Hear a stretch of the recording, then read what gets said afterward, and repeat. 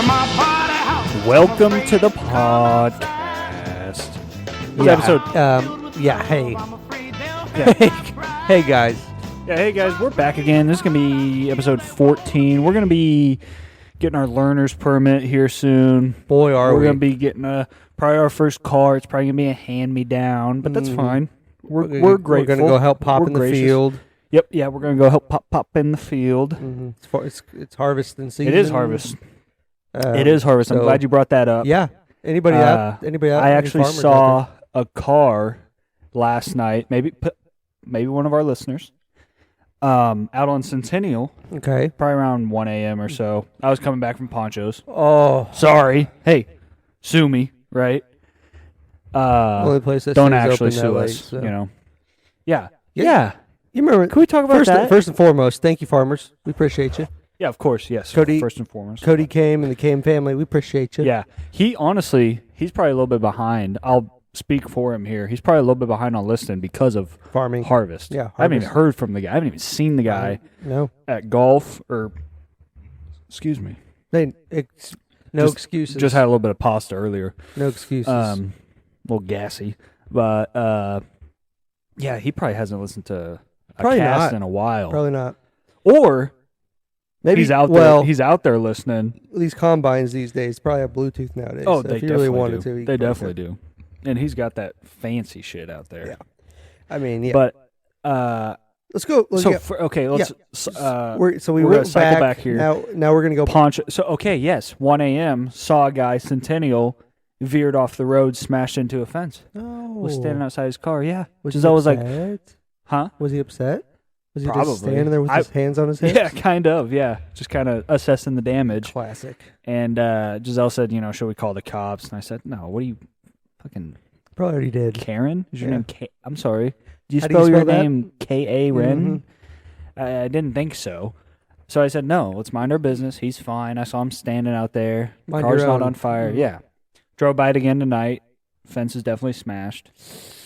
So, but what's weird is Centennial, right in that area too, is a large two-lane road on either side. Very large road. Right. Not sure how you must have go. That's what I thought might have snored and veered off the road, up onto the curb, into the fence. Woke up, opened the door, got out, hands on hips. Said, yep. What's insurance going to think about this one? Well, What's my quote going to be on this one? Sack of taters. Yeah. Well, aren't I just... But, yeah, so now let's fast forward back to only place open. Food chains being dumb after COVID. After COVID, man, they really just threw in the towel, didn't they? Yeah, like McDonald's. Yeah. What are we doing, 11 o'clock? What are we doing? Yeah, thank you. Drive-through open 24/7. Wendy's, same thing, I think, 11, maybe even 10. Taco Bell, they are keeping it rolling. I will. And I know you're not a TBL fan. I'm not. But they're open till 2 a.m. And boy, do I respect it. I do. I really do, too. I really do. Because there's people out there that need late-night bites. Exactly. Me being one of them. Yeah. I wish like I said to Giselle the other night, wish the only place I... Said to Giselle the other night, I'll edit that out. Said to Giselle the other night, wish the only place I could get food wasn't a fucking gas station. Yeah, I know. Because also in the middle of the night, Casey's, they close. Yep. Yeah, Casey's isn't open. Quick shops close. And the gas stations that are open, and I'm not mad at them for it, but they don't have their rollers on. They don't have pizza going. They don't have burgers. They don't have spicy chicken sandwiches. They don't have nothing. Nope. So, yeah, sure, I can grab, and don't get me wrong, I love a beef jerky, I love grabbing candy, snacks. Right. But when it's a every night thing, I mean, I'd like to switch it up. I like some actual food. You need some protein. And I try, listen, I try, if my doctor's listening, I've tried to get like an Italian sub or like just a sandwich, ham and cheese or something. Those things are so bad. Yeah. Like just bad taste. Like, and I love a sandwich. I love a cold sandwich. Those things are terrible. No, they're not just good. Bad bread, it's cheese. Usually always soggy bread. Yeah, because it's in this weird like icy cold. But it's like a cold like display, but it's open to all the air and the farts that are getting wafted by. Dude. Yeah. Yeah. And it's usually by a bathroom. You know what I tried that was good, that was decent, actually, like surprising? It was it said it was made in Wisconsin. Now, I don't know anything about that. But cheese curds. It was like pickled flavored cheese or pickled cheese curds. I don't know how I feel about that. I didn't know how I felt. Were they hot? Or did you have to microwave them yourself? No, it was like curdled. Maybe it was curdled cheese. Cheese balls of it was like mozzarella cheese. Okay. Like a cluster of it all packed together, kind of like vacuum sealed in a little package. Okay. Pickle flavor. And what made you infused? And what made you decide to pick this? Because I was sick and tired of the fucking beef jerky and the Kit Kats and the whole same rigmarole, dude. I was sick and tired of it, and I wanted to try something else. So I got that, and I got myself like a little sandwich. The sandwich was fucking terrible. Uh-huh.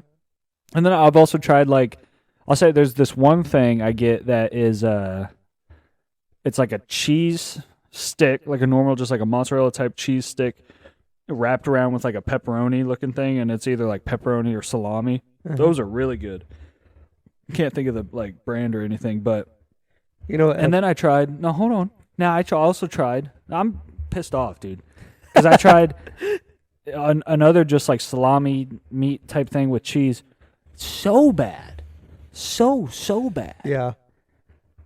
Sorry. I tried pickled cheese curds. Curdled. What we cheese. need to do on the TikTok and everything, we need to get gas station food reviews from you. I could do that. I could probably do that. And then, I mean, I think it's. Who knows where we go from there? I think it'd be good content. Maybe we collab with Crumbs at some point. Exactly. Maybe he rides along with me one night. Well, remember he can't. Remember what? Oh yeah, he can't. Gas money. That's true. Yeah. He need money for gas and stuff. Yeah, we're gonna open up a GoFundMe for Crumbs' his bank account. Yeah, I guess. Yikes. Hey, maybe go with a 6-inch instead of a foot long. Maybe that'll save you a couple pennies. Yeah, it'll save you a couple pounds too, fatty. Yeah, so let's move into that, huh? The boys are chirping, and I'll tell you what. Yeah, what the hell? We've had this set for. I thought we were friends. A month or so now, maybe more, and I don't know what it is. Close, yeah, but like it hasn't. I mean, they chirp with each other, but never really chirped with us. And now they have the audacity, to start chirping at us. I'd venture to say that, because we've talked about it on the pod, how they bicker within. Yeah, and that's gonna be their downfall, but that's neither here nor there. Right. I bet that they got together via text or as you do FaceTime. Yep. Maybe Zoom. Maybe they sent letters to each other. Maybe pen pals. Yep. And they said, "Hey, look, they know or they see our weakness." Mm-hmm. And I don't know who told who here, but they said they see our weakness. We need to shift this energy onto toward them, because they're those boys, us being those boys. Yeah, us boys. We have a podcast together. Right. I mean, we together. talk every week. Yeah. I mean, about the ins, the outs. Yep. The business side of things. A lot of business emails back and the forth. personal sides of things. Yep. The family, trying to keep the podcast life and the family life separated. Correct. But also, let them in on this a beautiful journey we're going on. Oh, wow. Well said. Yeah. And basically what happened, I mean, I had a good round of golf. Couple good rounds of golf. Personal best. And I just get shit on. Just shit all over. I mean, speechless, right? I thought we were friends. I can smell you from here. I know. I haven't washed off. I thought I'd wear it. Well, if that first personal best is one of those things like you get shit on, you shower it off, and then exactly. Yes, a couple Very days good later. Point. The second one is like, whoa, this wasn't like an accident. The whole you pooping on me thing the first time. Because the first time you're like, fuck, eat shit on me. Didn't mean and we're not talking about regular. This is 2 a.m. Taco Bell poop. Mm-hmm. He's getting on him. All over. And yeah, it did. It did. The second time really threw me off because it's like, okay, I thought maybe the first time was just a jab. But that second one, man. Yeah. Try that in a small town, bub. Yeah. That was a knockout blow. Yeah. Real bad. And also what was weird, too, he was saying his main point, Crumbs, we're talking about. His main point was, if you don't have a witness, because my first personal best. Sorry, I went out there, played by myself. Wish someone would play with me. Wish someone would, but yeah, I hear you. And I'm not. That's not at you. I know you're a busy guy. I'm just saying. Yeah. Just to all our listeners out there. New bank open up and down. Yeah. And congrats, by the way. Well, thanks. And so sorry I didn't have a witness on the first one. Then second one rolls around. I tell him I do have a witness. Then he gets all jerky and says, "Who was it? Ross? Known liar? What the hell is that about?" He goes into your phone and checks. He searches your life. Really, is what he did there. Well, why'd he come at you? You hadn't even said anything. I was just vibing. Known liar. What does that mean? Beats me. What have I lied about? I don't know. You tell me. I mean, I lie down at bedtime every night, but does that carry any substance? Do I need to be worried that my partner is a liar or a cheat? I mean, no. All right. Actually, you know what? I'm not gonna let him get in my head. Don't do it. I'm not gonna. But yeah, man, just it was kind of a brutal week in the chat. Really, I mean, yeah, a lot of tensions, and we know we're not firing back. No, we'll just let them. Because if we let it get in our heads, that's when they win. Yeah, exactly. They win. I mean, so speaking of the match too. So last podcast, I had said we want stroke play, and you then said match play. No. You said no. You said match play. I said no. We want to do stroke play. Is that right? Mm-hmm. Are you sure? Yes. Because then Josh said, "Are you sure you guys want to do match play?" No, we don't want to do match play. We want to do stroke play. Are we sure? Yeah, because if we do match play, and now I'm not saying this is gonna happen, but if both of those boys are on their A games and we're not, that puppy could be over in 10 holes. That's on stroke play. No, that's on match play. Match play, you go if you win a hole, you go one up. Right. That's match play. Stroke play is just we shoot at a 79, they shoot a 82, we win. Right, but so I'm confused. Why wouldn't we want stroke play then? I think we have a strong miscommunication here, misunderstanding. Okay. I want stroke play. Okay, go ahead. I'm gonna go back in the. We don't want match play. We want to play them stroke play, head to head, mano a mano. But they're giving us strokes. I don't know. That's something we would have to hammer out. I don't know if they're definitely at least giving us one. Yeah. I think that's already been. Oh, has it? I think so. Pretty sure. I mean, I think what we had talked about. I'm confused because if we're not getting any, if it's just straight up, then yes, match play. But I'm pretty sure Josh had already said something. Maybe if that was only when it was just him versus us. Well, maybe that's where the confusion is. And I think we talked about a lot of different things. Maybe you should call him. I had talked about. Yeah, we can. Because I had talked about doing match play, me versus Josh, you versus Gavin, and then doing that way. But I don't think it'd be like that. So let me give this fucking prick a call. Last episode, just to make sure.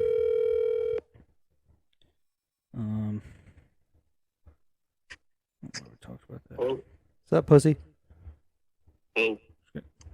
Quick question. We're just asking. Yeah, hey, quick question here. You're on the podcast. Just kind of a regular now. What questions do you want to ask? Are we still? Are they giving us strokes? Oh yeah. Are you giving us strokes? Are you giving us any strokes? Me by myself. Right. So is that we're playing on the 13th, right? And Gavin's playing with him. Yeah, I'm pretty sure Gavin's playing on the 13th. Oh, he is playing? I think so. I think because he said in the chat like last weekend, he said just pick a day and then I'll figure it out. So is it if he's playing with him, it's straight up, right? If he's playing with you, he's straight up? Or are you still going to give us some strokes here? What do you guys think's fair? Well, tell him the confusion with the match play and the stroke So, play. Evan said he wants to do match play. I'm saying I want to do stroke play. Because if we do match play and you guys are on your, tip-top game, that puppy could be over in about 9 holes or 10 holes. But if we do stroke play and run our A game, it can be over in 9 holes. Well, we still have a chance. I mean, you guys that's what I could thought. pump a couple out of bounds. Josh, because I was saying, I guess if in my head, because I thought, and now if you were playing by yourself, that makes sense, or I would just defer to you on whatever you think is fair.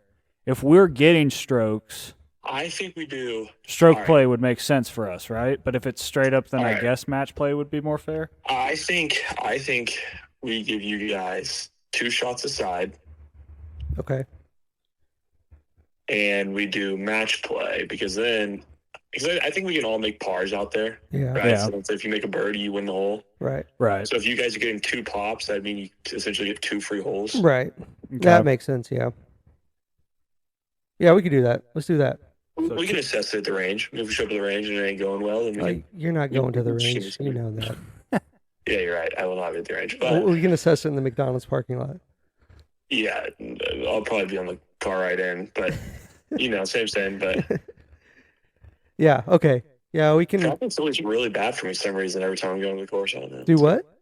So traffic's always really bad for me when I go to the course. I don't really know why. But Yeah, I don't know, man. I don't know. You must be going a strange route to the golf course. yeah. I think 2 aside, that's 4 total. Okay. I think that's fair and scramble. Yeah, I'm cool with that. I mean, that means if you guys shoot even, we got to shoot 65. All right. That's fair. Cool. Let's do that then. Good. That's all we need. Beautiful. July 13th, be there. July 13th, I will be there. All righty. All right, man. See you. All right, see you guys. Okay, that makes a little bit more sense. Okay. Yeah, I think I had gotten confused. Especially since they're giving us 2 So if they were going straight up, I would probably say stroke play just because I don't know. Either way.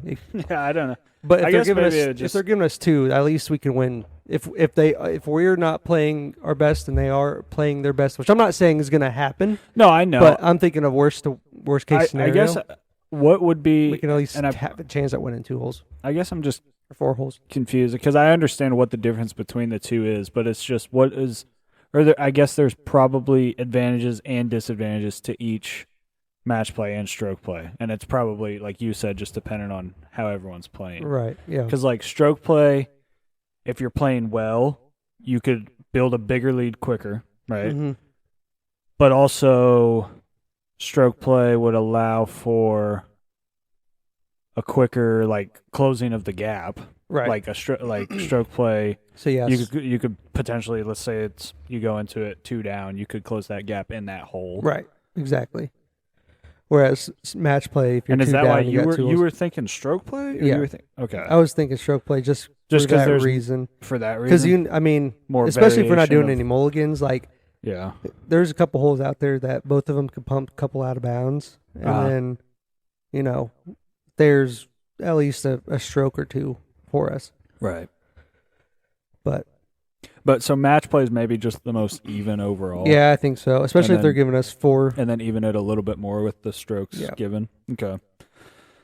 Yeah, I mean that's cool with me. Yeah, I'm cool with that. It's gonna be fun either way. Yeah. Tickets are on sale now at Tickets, Ross&Evan 24/7.com. So Yes. Let me go ahead and. Well, cool. Yeah, that was really my only question on it. So you guys can all get out of here and Yeah. get back to work. Hey. Yep. Yeah, here. All right, thanks, guys. Thanks for coming in. Yo, ever heard of Jerkmate? Nope. It's fun, entertaining. What the fuck? I don't know who put that on there. What the hell? I had no idea you fucking I didn't changed put that. anything. I didn't change. That's insane. Do you think someone hacked our soundboard? But next time you get a bullet that can handle the neutron style. Later, Nick. I'd switched them. I might have. I didn't do that first one. I didn't put that first one on there. God. You can check out the others if you want. All right. It's like I feel like it's Christmas. You're like the parent that's watching. All right, buddy. All right, go ahead. Go Press, ahead and open, go ahead and open it. press button number 2. Classic. That's fucking illegal. That's always a good one. Okay. To have in the back. Oh, so speaking of Yo, that, ever heard of Jerkmate? It's fun, entertaining, and addictive with a spicy, sexy twist. Come see for yourself. I'll turn it down a little. You wanted to say something? Now, did you have to go to the website to get this, or did you have to go to a site to get this? No, or did you go to YouTube? Just went to get this? YouTube. There's plenty of memes that were made with that soundbite. Oh, that's good shit. I was not expecting that one. I was expecting Justin Bieber, and then I got fucking Jerkmate. I did, dude. That's why I was like, because I was like, we'll change them up every week or whatever. And then, that just idea popped in my head. I was like, I'm not gonna tell them I changed them, and I'm gonna just put one odd one out, as they say. Oh shit, dude, that's good. That's an OG right there. So, hey, speaking of fucking, That's fucking illegal. Yeah. old Dana White there, What happened? let me get on my soapbox for a second here.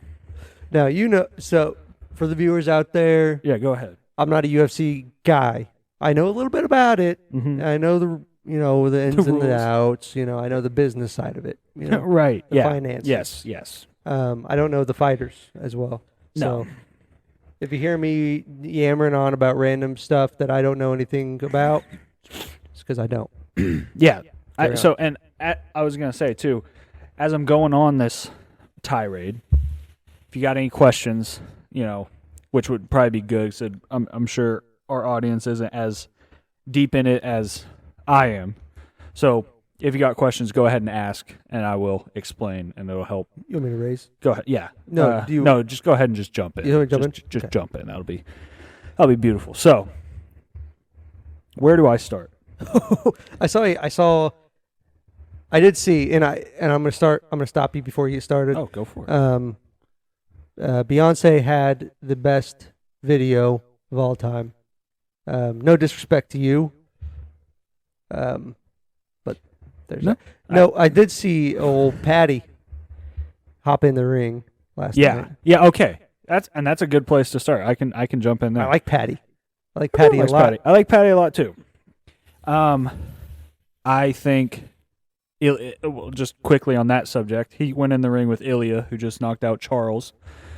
Posted that on my story. And now Charles is a dog, isn't he? Charles is a dog, but everyone kind of saw that happening. Okay. I feel like, simply put, he gets hit a lot. Okay. He's very hittable. He's really good on the ground. Gotcha. I think Ilya would destroy Patty for the same reason. Patty gets hit. Yep. Now, off of that, because I don't want to get too deep into just like simple fight talk.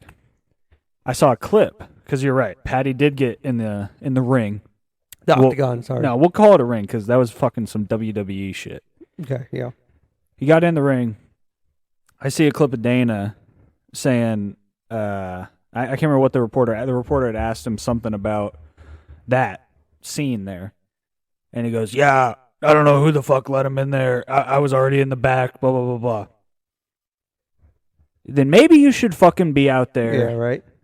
During the, maybe don't just put the belt on Ilya and then run to the back to do whatever the fuck you're doing. Probably what you were going to do was, go help promote some more boxing events or whatever the hell you've been doing lately. Now, I don't know. Actually, no, I do know. I was going to say, I don't know if the whole boxing promotion thing that he started to do is part of the UFC recently went public like 2 to 3 years ago, got signed into like this major fighting or this major organization called TKO, and it's like WWE's a partner and everything. It's one big conglomerate now. Mm-hmm. Anyways, but it's not. That's not a reason why. I think the reason why is because also now all of a sudden, for money reasons, it has to be, and maybe to spread the sport, the UFC is like super buddy with Turkey, Al-Ashish, I think is his name, and Saudi Arabia, like the prince over there or whatever the hell. So they're having a shit ton of events over there, and they're stacking the I have so many complaints here, dude. This is hard for me. I don't know where to start or how to stay on track, but so that's why I said, if you got questions, stop me. But they're having all these events over in the Middle East in Abu Dhabi. They just had one in Azerbaijan.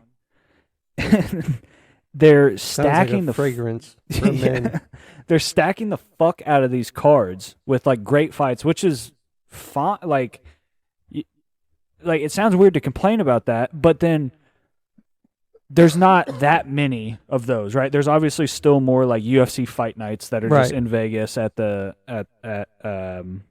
MGM. Yeah, even the MGM, but like during COVID, they started to do the Apex, the UFC Apex. During COVID, he initially had that like Fight Island show. We bought a fucking island, and because they wanted to keep doing fights, which was awesome. That was so sick that they kept running during COVID, and then they did like a few fights on the island, and then they built, I think, added on to like their UFC Performance Institute that's already in Vegas, built on a smaller arena that seats like, I don't know how many people, like 1,000, 2,000, like seats not a lot of people, and held fights there. But then once COVID ended, they just kept using that. And like it was cool at first and like niche because like you could hear literally everything. Yeah. You could hear coaches yell. But then once crowds came back, like the first event they did back in Florida, I think in Miami, obviously it was the first event back, but it was insane because like everyone was so excited to be back, so excited to be at a live event, a live fight. And just especially I feel like with fighting, but probably with any sport, it's like, dude, the crowd, it doesn't make the sport, but it's so much of, especially when you're just watching at home, it's so much of the experience, of the crowd reactions, how loud they get, the boos if the guys aren't throwing anything, like the commentators having to kind of yell over the background, like everything just adds to it.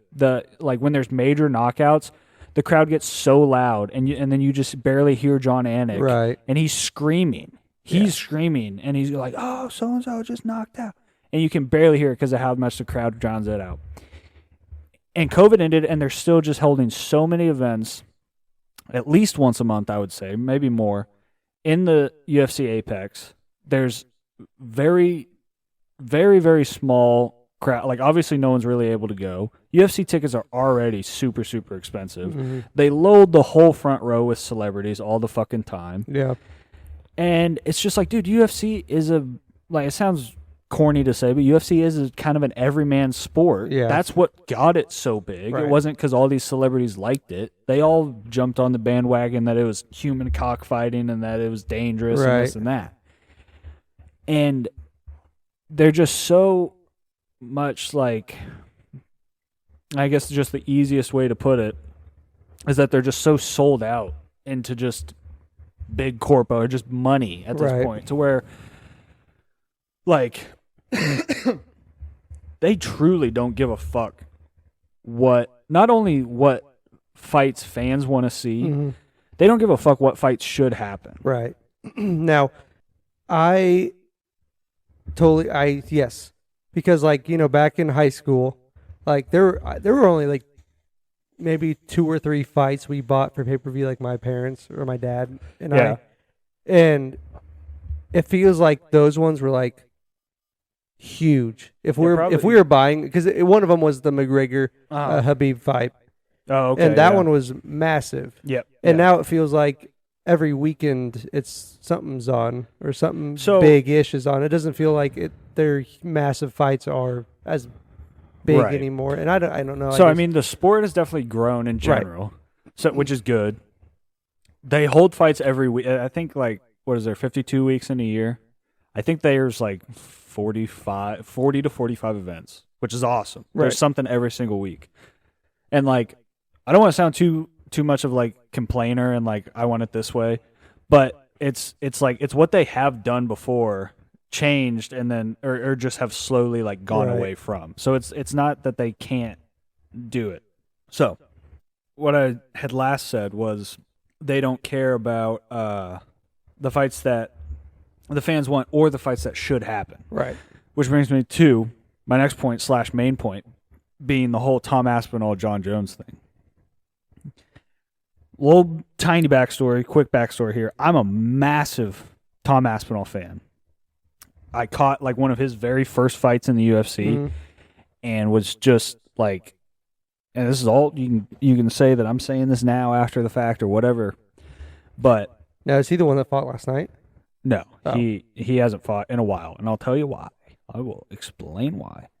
But anyways, I saw his very first fight, or not, I don't know about very first, one of his very early fights, heavyweight, and I was like, dude, this guy, like this fucking, the way that this guy moves reminds me of like a linebacker or like a defensive lineman, and he's 6'5", I think, 260. Doesn't have to cut to make the 265. Doesn't have to bulk up unnaturally. Right, He's yeah. not fat. Dude he's a big old boy. And quick. So that's why I'm saying, like, reminds me of a linebacker. It reminds me of like a football player. Like just fast, strong as hell, knocking people out. Great grappler. So I'm on this. You can call it a bandwagon if you want, but I'm on that bandwagon early as shit. So hyped for him every fight. Dumping loads of money on him. Like biggest bets I've ever put on UFC. I'm putting on Tom. Like fully confident. Knocking dudes out. Broke his leg at one point. That was like the only fight he lost, technically. It was like literally first 10 seconds of the fight, threw a low kick and his knee just blew out. Oh, shit. Yeah. Recovers from that, knocks out 2 to 3 more guys, gets himself back to the title spot. Meanwhile, Jon Jones this is like a whole long story, but Jon Jones was initially a light heavyweight, so the division under heavyweight. Dominated that division for forever while using performance-enhancing drugs, getting caught multiple times, failing multiple drug tests, getting arrested multiple times, doing a bunch of cocaine, being a shitty person, right? But whatever. Stayed in the UFC, kept beating the shit out of guys, so that's fine. Then I'm just saying, like, whatever. I can think he's a shitty person, but he was fighting. Sorry. He was fighting well. He was beating guys, beating everybody. Wanted to move up to heavyweight. Takes off 2 or 3 years to, surely not to just continue being a shitty person and party and do whatever the fuck he wanted to do. Took off 2 to 3 years, said that he wanted to bulk up properly to heavyweight. Yeah. Comes back at like 235, 240 pounds, looking just like flabby. Yeah. Like, it was like, okay. Gets a tailor-made fight with this dude, gets a title shot right away because Francis Ngannou had left the UFC, contract dispute, so the title got vacated. They have this French kickboxer he's a really good striker and kickboxer, but Jon Jones grappling is like on another level. Tailor-made fight for Jon. That's his first fight coming back. He gets a title shot, which you can argue is deserved for what he did at light heavyweight. And because the title was vacant, so fine. He's magically at his correct weight that he wanted. Everything works out. Yeah. He's back now. Beats the shit out of Surreal, beats him easily, and didn't even really beat the shit out of him. I maybe landed like 3 to 4 strikes, took him down really quick, and then got a choke in like 30 seconds. And like Surreal just looked like he didn't want to be there. He did. And so now Jon has the title. Then, if I remember, so then he gets the title. I think at that point, still everyone's calling for Aspinall to have a title shot against Jon. I mean, I know I was, because I was like, dude, Tom can beat Jon. Tom can definitely beat Jon, and I still believe it. Jon takes another year off because he injures and tears his pec in training. That wasn't training for the Tom fight. That was training to fight Stipe Miocic, who hadn't fought in 4 years, probably hadn't trained in 4 years, had always been a part-time firefighter, had now been doing firefighting like full-time in those 4. Essentially was retired without fully announcing like, hey, I'm retired. Definitely one of the greatest, if not the greatest, heavyweight champions of all time. I don't know, 6, 7, 8 years ago, Stipe was. Uh-huh. So Jon makes it that's his reasoning for wanting to fight Stipe. Oh, look at what he's done. He's such a great heavyweight. He's such a great champion. Look at what I've done at 205. This is such a huge fight. Every single fan except Jon Jones fucking Glazers are listening to that and going, "Are you fucking kidding me? You're not gonna bullshit us. You're not gonna literally gaslight us into that." This man, Stipe, is 42 fucking years old. Has not fought in 4 years. Coming on, I'm pretty sure, like 100% sure, coming off a loss, probably a knockout. Stipe's last fight, and so all that stuff he's saying isn't not true about Stipe's legacy and everything, but like what it's coming into, his reasoning, his explanation for why he wants that fight is just complete fucking bullshit. He wants that fight because on paper, or maybe a few years down, 10, 20 years down the line, if people are looking at it, they won't know that Stipe, or maybe they won't care to look into it enough that Stipe hadn't fought in 4 years. Right. And I love Stipe, but he was completely fucking washed, completely slow, shouldn't have been fighting. Retired immediately after that fight. So maybe UFC, and fuck it, I'm not mad at Stipe. I hope UFC just paid him a shit ton of money. Was this the one that was like a couple years ago? At this point, it would have been like a year ago. Okay. You probably saw posts about it. I think I saw it. The media and UFC just, they love Jon. For whatever reason, this guy's a terrible fucking person. Yeah. And he gets posted, SportsCenter, ESPN, they're posting him everywhere after this. And if he finished Stipe, I think in the second round, couldn't even fucking finish him in the first round. Yeah. Takes him to the second round, and spinning back kick to the liver or kidney, and drops him and finishes him. Like, great finish, that's fine, but I'm sorry, it was a 42-year-old fucking Stipe. When he should have been fighting Tom. So again, I don't know the exact timeline. You love it.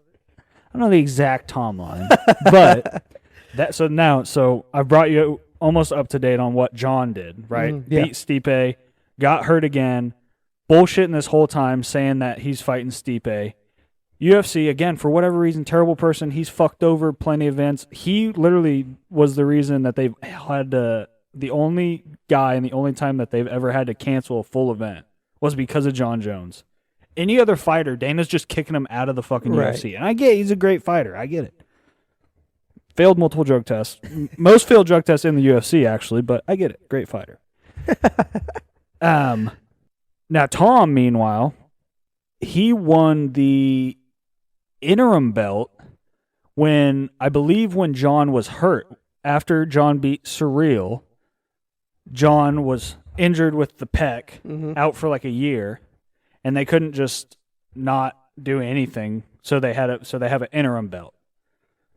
Usually, when they do the interim belt, when the champion's hurt or whatever and recovering, once the champion is recovered, he comes back and fights the interim champion.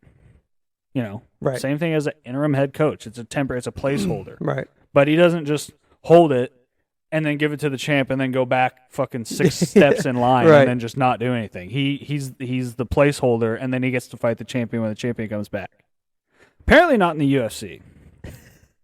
Because he wins the interim belt against Sergey Pavlovich, this scary-ass fucking Russian dude that was knocking everyone out. Pavlovich had like 12 or 13 first-round knockouts going into the Tom fight. And I still fucking hammered Tom money line. I still knew he was going to fucking knock him out. And he did. First round, like within 2 minutes. Yeah, I gotta find this guy. He does that, wins the interim belt. Jon comes back, still fucking spewing his bullshit about how he's going to fight Stipe. Tom, meanwhile, because he wants to fight, defends the interim belt against Curtis Blades, the dude that he had broken his leg against. Fighting Curtis Blades again, knocks him out in the first round. So now he's defended the interim belt, which is also just a crazy concept. That usually just doesn't happen unless, crazy stuff happens. But it didn't. Jon just wanted to fight Stipe. Jon fights Stipe, beats the shit out of him, obviously, like everyone knew he was going to do. Then Jon starts playing this whole game about, I don't know if I want to retire. But the main thing that he was doing was, I just don't know. What has Tom done? And Tom hasn't really done anything in the sport. There's always these new guys. They come along, and then I'll beat him, and then there's always just going to be someone tomorrow. And again, not that that's not necessarily true, or not that that's not been true in his career. Like I said, he had just been beating everyone, so I'm sure everyone that he was fighting was just the next guy. Right.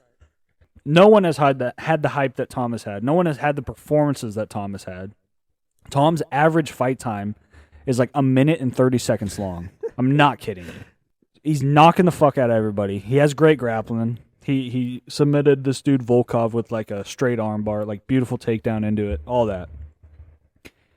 And Jon just plays this stupid ass fucking game of like, I don't know, maybe, and then the next week goes by and maybe, if I'm gonna risk my legacy and I'm just gonna need to be fully compensated, I'm gonna say I need that fuck you money.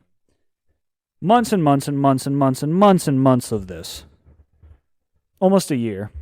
Then recently, about a month or so ago, it comes out from Ariel Helwani that whatever that number was, the UFC teamed up again with Saudi, props for them at least, to get the money paid to Jon that he wanted. Allegedly, initially accepted the offer, then like a few days or a week later, went back and then said, like, no, actually, no, I don't want to fight him, or like, I want more money, or something else, or like, I'm going to still think about it. Right. And, and that's basically it. And then it all came to fruition a week ago, a bit over a week ago, maybe, right after that. They just had that UFC event in, it would have been a week ago, because last night was in New York or Vegas or wherever they were. Week before that, they were in Azerbaijan. It was at UFC Baku, is what it was called. I don't know if that was the city they were in or whatever the fuck. And 10 minutes in, now keep in mind, this guy's the GOAT, right? Like, within the last year, Dana's been on, you can find compilations of it. Dana's been on these fucking press tours, and any interview or podcast he's on, and people ask him this GOAT, or who's the GOAT, who's the pound for pound. Jon Jones is the pound for pound best there's ever been. Jon Jones is the GOAT, da-da-da-da, he's the best. All this shit, right? So that's the guy. That's their guy. That's Dana's boy. 10 minutes into the post-fight presser, Dana's getting questions. He's gotten a couple questions probably about the event. Oh, how is this fight? What do you think about this fight? Or someone asks, like, hey, so do you have any sort of a timeline with the Jon Jones-Tom Aspinall thing? Because we know you had said initially Jon accepted the fight, whatever. She asks, is there a timeline? Dana responds with, Jon Jones called us last night and retired. Jon Jones is retired. Tom Aspinall is the undisputed heavyweight of the UFC. So that's the retire. Usually there's these big things, right. Especially for a guy like Jon Jones. Right. You think so. So 2 fuck-ups in 1 right there. You just, I don't give a fuck if he doesn't get a send-off, but clearly they're upset or something weird there, right? Because he didn't even bring it up. No. A reporter asked a question, not even about his retirement or anything, just asking about the fight, because last we knew the fight was on. We just didn't know a date, we're figuring out a date and a place. That was the last place we were at. But it was all accepted. Gets asked about it, goes, like, oh yeah, he called us last night. He retired. Yeah, he's done. Yeah. Oh, that guy? Oh, he's retired. That dude's he's in Australia right now. He retired, and Tom will be the champ then. So yeah, we'll just do that. It's like, is this really, like, I don't know. I know I've just gone on, like I said, this huge tirade, but like, they just don't give a fuck. They'll do, and this is probably one of the most egregious things that they've ever done. Just a weird fuck you, quick 10 minutes into a post-fight presser retirement announcement for an alleged literal greatest of our time. And there's an argument to be made. I don't agree with it, but there is a very good and legit argument to be made about Jon being the GOAT and pound for pound best of all time. So that weird send-off. Then the guy that's now going to be your heavyweight champ, and I'll say it on here, going to be the heavyweight champ for a long time, going to break Stipe's record that he set for title defenses, going to beat a lot of fucking people. Tom, the announcement for him being now the undisputed is the same thing that Jon's with. 10 minutes into post-fight, oh, hey, yeah, and this happened. Right. They just don't give a fuck, dude. They just really don't. There was another event last night, like I said, a pay-per-view that Tom was at. He was in the crowd. They could have done something. And maybe Tom doesn't. Actually, Tom said, like, you know, he's like, I don't care. And I believe him. Like, he just wants to fight. Right. He had been saying the whole time, too, like, obviously he wanted to fight Jon, but Jon Jones wasn't the fight. Right. Jon Jones had the belt. The belt was the fight the whole time for Tom. That's all he fucking wanted was the undisputed belt. And they let Jon Jones do this fucking dance when they know he's been notoriously difficult to deal with. He's fucked them up, or he's fucked them over. He's made him cancel an event. He's gotten in all this legal trouble. He's probably cost him tons and tons of money. Yeah. Most failed PD. Like, why are you trusting this guy's word at all? Like, put him into a fucking corner, give him some sort of like ultimatum, and like have some respect for your business and your thing that you've built from the ground up. Exactly. And don't let him just shit all over it while every single fucking fan is just screaming to make the Jon Jones and Tom Aspinall fight. The UFC fans ended up creating a petition that got like almost 300,000 signatures for strip Jon Jones, strip him of the belt, because he's just sitting there, you know, just gaslighting people, fucking you over, playing you guys. He's just playing you. Right. And none of the fans ever believed any of this shit he was spewing about. Like, I fully believe that he just didn't want to fight Tom. And I'm who knows the actual reason why he didn't want to fight him. But he just didn't want to fight him. But he, for some reason, just didn't want to retire right out. He just wanted to just waste a year of Tom's career. Or he just wanted to fuck over the UFC. I don't know what he wanted to do. And then another just little side note, I won't go too far into this because there's not enough details out. But like that same night or that next morning of Dana's announcement at the presser last night, then news came out that back in February, Jon Jones got in another, or got in trouble again.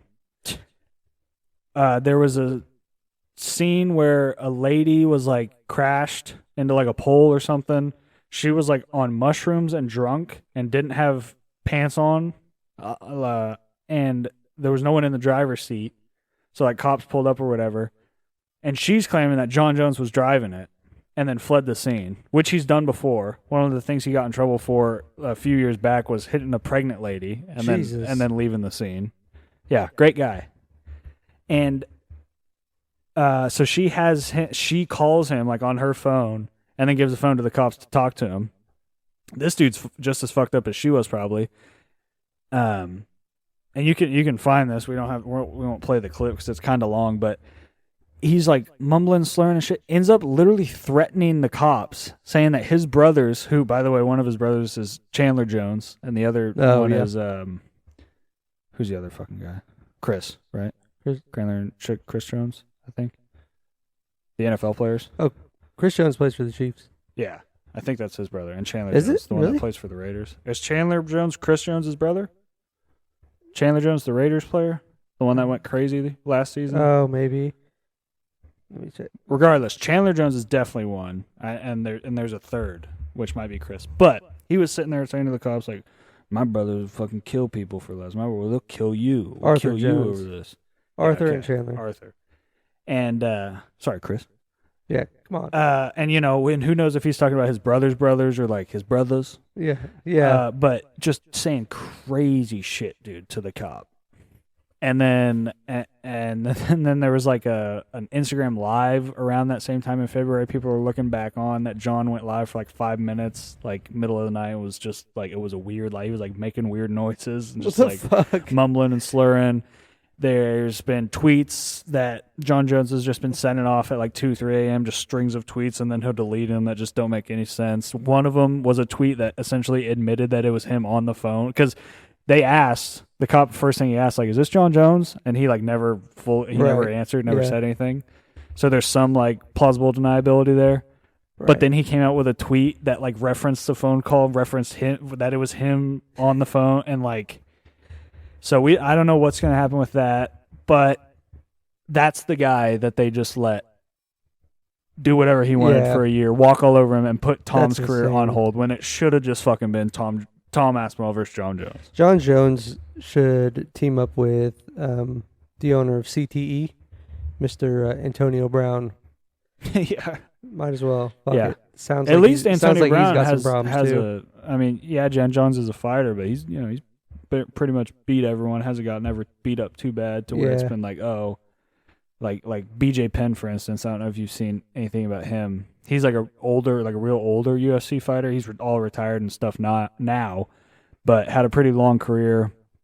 Fought back in the day, obviously. Same thing as like older football players. Yeah. Like just didn't really take care as much. Probably sparred harder. Yeah. Just like NFL players probably like did full tackles, like led with their head. Like BJ Penn probably sparred 6 times a week. Yeah. Like, granted, I don't know if it's that because there's also like, and they always say like Hawaii is a small place, so like people know everyone type thing. And I guess there's been rumors that have came out that it's drug use, that it's meth. Probably a mixture of both, but he like full on thinks his family's been replaced like by the CIA. Yeah, like he thinks like his Jesus, like if you go to his Instagram, dude, it's literally like a schizophrenic Instagram. That's insane. Yeah, it's nuts. So yeah, but Jon Jones doesn't have that excuse. He's fully like well spoken, articulate. Right. He is a sociopath because he will like say things to where like if you just see a clip of him. It's like he knows that there's going to be clips put out there. So he's like, this is going to be a clip here. I'm going to say this. Right. I'm going to talk like this. I'm going to speak like this. I'm going to act like this. And then like one of the most famous things like 8 or 10 years ago, I don't know when it came out. It was a presser thing on TV of him and Daniel Cormier where they have like one guy on one side, one guy on the other, and they're in like 2 separate rooms type thing, and it's being casted. And then it was like a hot mic situation, but the cameras kept rolling too. And I don't know if they thought it was off or I don't know what exactly happened. But it ended, and they're just sitting there. And Daniel Cormier is like the nicest guy. Yeah. Like, and they're sitting there. It immediately ends, and Jon Jones just goes, "You know I'll literally kill you, right, Daniel?" And then Daniel's just like, he's like, like, you think I'd let you kill me, John? Like it's a funny moment now because he goes, "You think really think I'd let you just kill me, John? You think I'd just let you kill me?" And then John's just like, just so weird. Just like, I would literally kill. I will spit in your face. I will go in there and literally kill you. And just like, okay, dude, thought this was a sport. Yeah, right. But no shit. That guy's got some fucking serious issues. My main gripe is with whatever. That guy could be a piece of shit. A lot of people are. My main gripe is with the UFC just allowing all this, and like I said, that's the main thing. But just making these shit fights. Don't give a fuck what the fans want. Don't give a fuck who's earned what.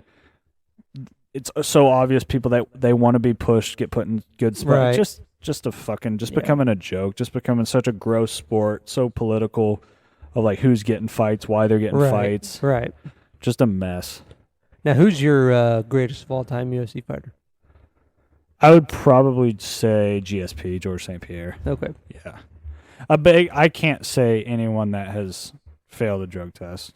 Yeah. I just think that like in a sport, like Tom Aspinall, he was on Ariel's recently, and he was talking about Jon. And he said not just Jon, but anyone, and I agree. But especially in the like, maybe you can make an excuse for football or basketball or whatever, but in the sport of fighting, when the objective is to hurt the other person enough to incapacitate them in whatever way, you're gonna use you're gonna use testosterone or whatever it is, like steroids. I mean, and that's literally just fucked up. Like that's just a bad person thing to do.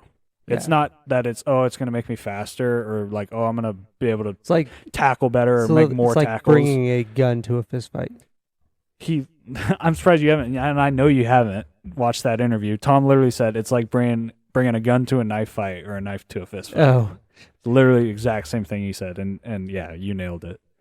So, but yeah, GSP never had any steroid scandals and one of the best careers of all time, beat some of the best people of all time. Just an all-around one of the greatest fighters, like fight styles, and like one of the greatest like fighters of all time. Demetrius Johnson is another one. But only thing with him was like he was a 125er, the lightest division. Mm-hmm.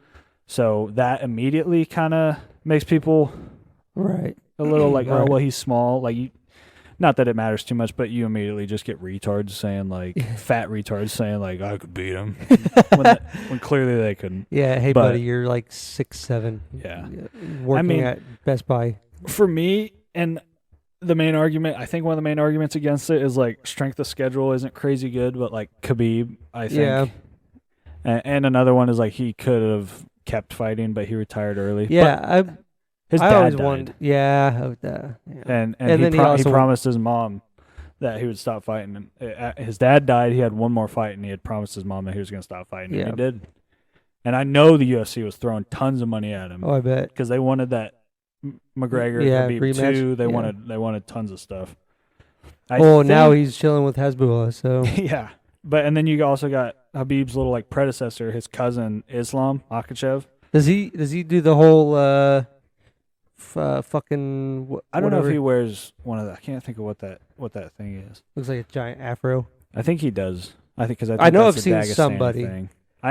You might be thinking of Marab. Marab Maybe. wears like Oh, a yes, blonde one or yes. whatever. Yeah, but yeah, Marab's really good too. He's making his way. He's making a case currently to be in the 135 GOAT Yeah. of that division because GSP was 170. Marab's 135. That's crazy. but Like yeah. I'm 170, and Yeah, I look know. nothing like Yeah. these fucking guys. Right. Well, and what's crazy too is like something you probably don't know, just as like a casual fan. There's weigh-ins, obviously, Mhm. and I think weigh-ins are like Thursday or Friday, maybe, but not the day of the fight. So they'll walk around at like a 170 guy. They'll walk around at like maybe 200 pounds, 190, 200. Yeah. Just depends on the guy. And then in fight camp, they cut all the way down. And then maybe that last week, they really do like a hard like water cut or Right. something like that. Weigh in at 170, usually like 170.3. Like they Mhm. really cut it. Some guys really cut it close. And then, especially if they're good at it or they do a good job or whatever, like Alex Pereira is a really good example. They'll rehydrate within a day to 2 days back up to like Pereira's a 205er, right? Mhm. So he weighs in at 205. Within a day or 2 days, when he's stepping back in the octagon to fight, he'll be weighing like 235 or 240 pounds. Yeah. That's insane. And so will the other guy, too. Yeah, Like I right, said, it all depends on your regimen and program or Yeah. That's crazy. nutritionists and all that type of stuff. But yeah, that's something that a lot of people don't know. That's kind of like, yeah, they bulk. But that's why a lot of times they in the cage, you're like, that guy's 155 Yeah, pounds. right. It's like right now he's not. Yeah. But 2 days ago on the scale when he was almost dead and couldn't stand Yeah, up, that's yeah. when he was 155 pounds. Dude, He hadn't had a drink of a liquid in a week. the whole science behind UFC shit and fights is just blows my mind. Yeah, my mom hates it. She won't Like watch it. imagine how much that nutritionist is getting paid. Like that they have to have one. Like I Yeah. feel like every camp has to have a really really good one. I would honestly, I think you're right that I think camps do, and honestly, they probably should have them just while they're at camp. But I also think, because a lot of times they'll travel the week of to the place, and Right. then they'll be doing that hard cut that week. Mm-hmm. I think the UFC should provide all that type of stuff, like the Yeah. best doc. Because the UFC, this is another gripe that I didn't get into because I don't really feel super strong about it.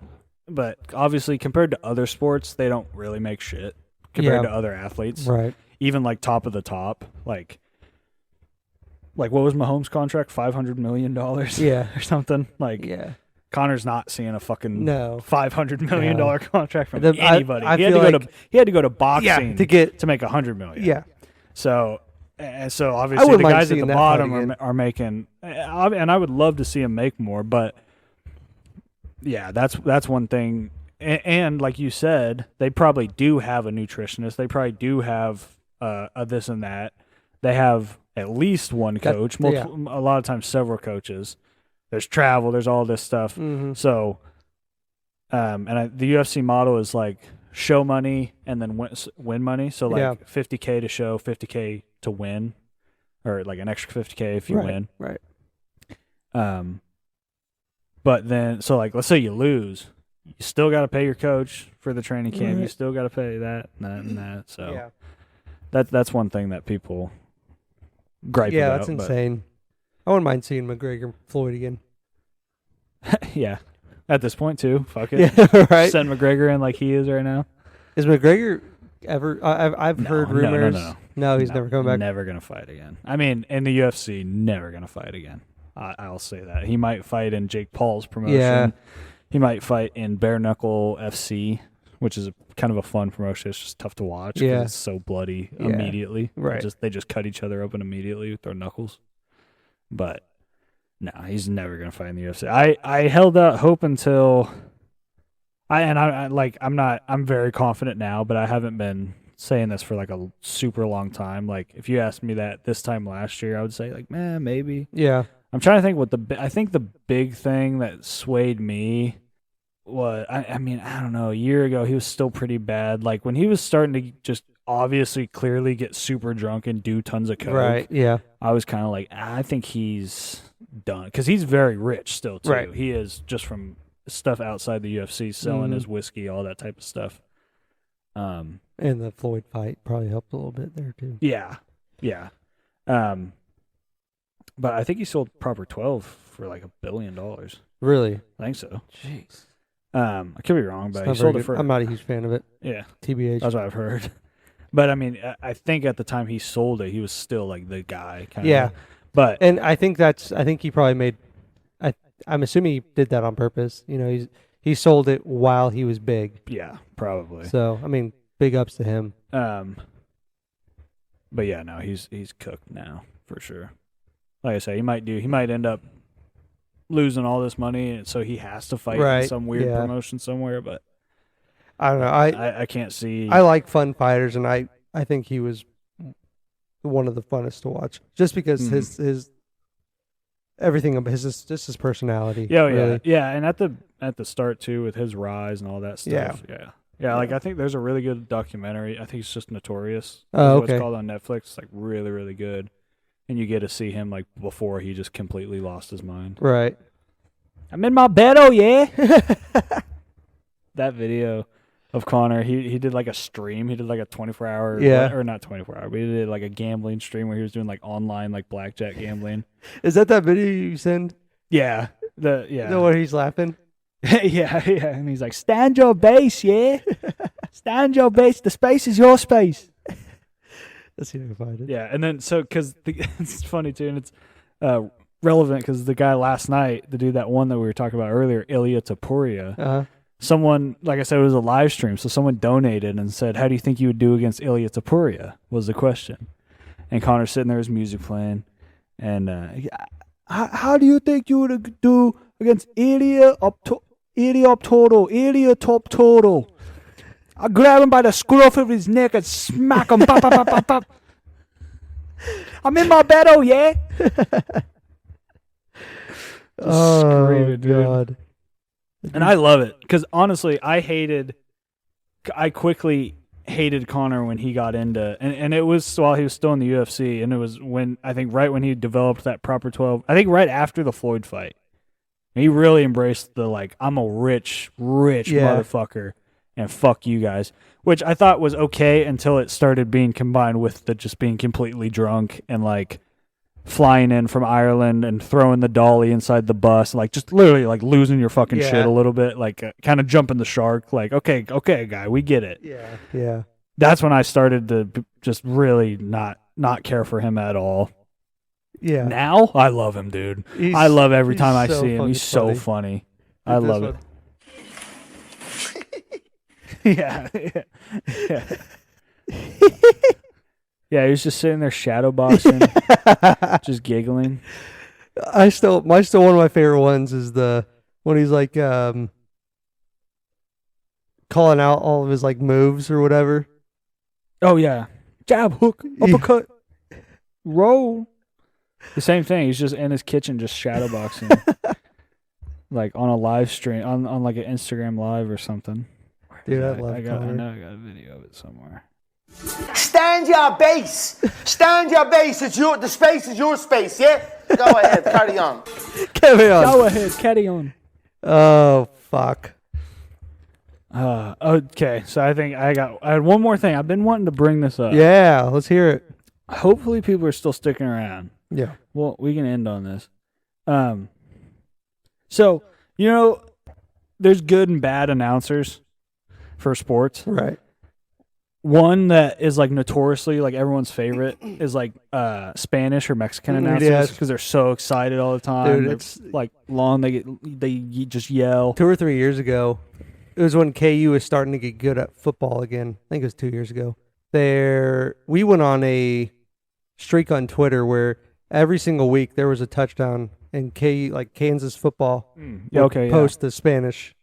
Right. And it's always funny too because it's like, why is there a Spanish broadcast KU football? Yeah, no shit. Like the Super Bowl or whatever is understandable, right. But or any NFL game, I feel like any thing that happened, like college basketball, and they'll post the Spanish broadcast from the Texas A&M Charlotte buzzer beater. Yeah, and it's always awesome. Yeah, but they're so good. And I like for instance, I love. Is it who does golf? Is it Nance? Yeah, Jim Nance. I love Nance for golf. Yeah. There's some pretty good football ones, like Mike Breen with his bang in NBA. That's awesome. But they're all still kind of just not as great. Just like when Tony they're talking Romo, or when they're just commentating. It's just a lot more proper, put together. Yeah. Not too much excitement except for when something crazy happens. Right. And even still, then all we get from Mike Breen is bang. Yeah. You know. Dude, it's a signature, but I found what I think is probably America's best sport. Is it Charlotte for announcing? Huh? Is it the Charlotte announcers? Charlotte Hornets? No. Okay. No, different sport. Those guys are good though. Not basketball, not football. Skateboarder announcers, because they're skateboarders themselves. Yeah, dude. Let me show you this clip. All right, this is so stays. This is at the X Games. This is a little Asian girl, Jin Woo. She's 13 years old, and she got first place. Here, just listen to this. It's killed. Them socks. That came back. Tail was beast, but them socks. Oh! Oh!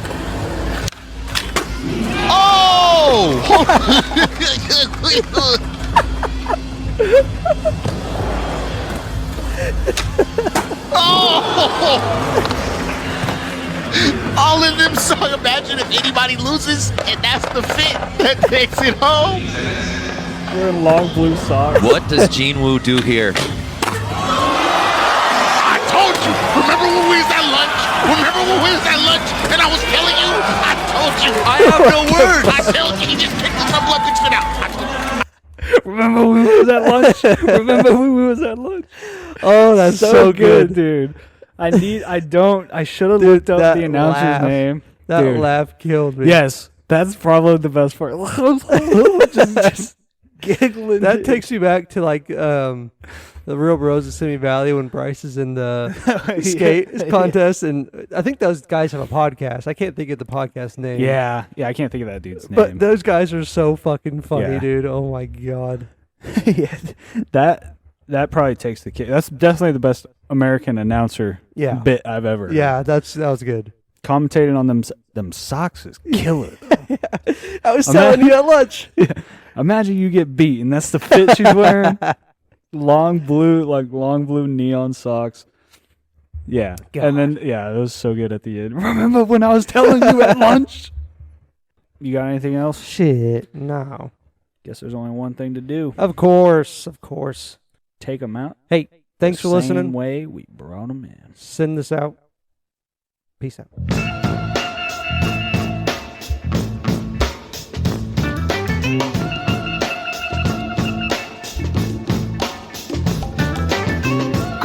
Cold eyes upon me, they stare. Yo, ever heard of Jerkmate? It's fun, entertaining, and addictive with a spicy, sexy twist. Come see for yourself and watch thousands of crazy girls do things that are beyond your wildest dreams. Join in on the fun today